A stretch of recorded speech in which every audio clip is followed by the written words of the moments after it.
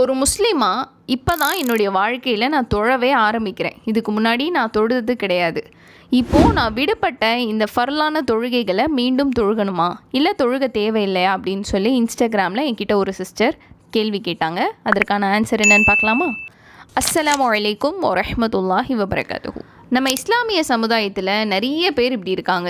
சுத்தமாக அவங்க வீடுகளில் தொழுகையே இல்லாத ஒரு நிலை. அல்லாஹ் பாதுகாக்கணும்.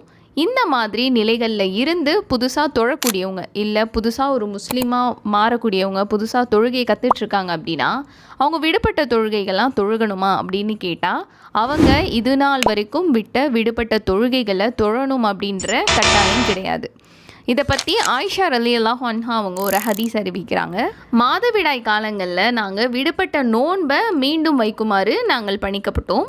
ஆனால் விடுபட்ட தொழுகையை மீண்டும் தொழுமாறு நாங்கள் பணிக்கப்படவில்லை அப்படின்னு சொல்கிறாங்க. அப்போது இது நாள் வரைக்கும் நம்ம விட்ட தொழுகைகளுக்கு அல்லாஹ்விடத்தில் நம்ம பாவ மன்னிப்பு தேடணும். இனிமேல் கடமையான தொழுகைகளை விடக்கூடாது அப்படின்ற நியத்தை எடுத்து அந்த தொழுகைகளை பேணி தொழணும். தவிர முன்னாடி விட்ட தொழுகைகளை நம்ம திரும்ப தொழணும் அப்படின்ற அவசியம் கிடையாது.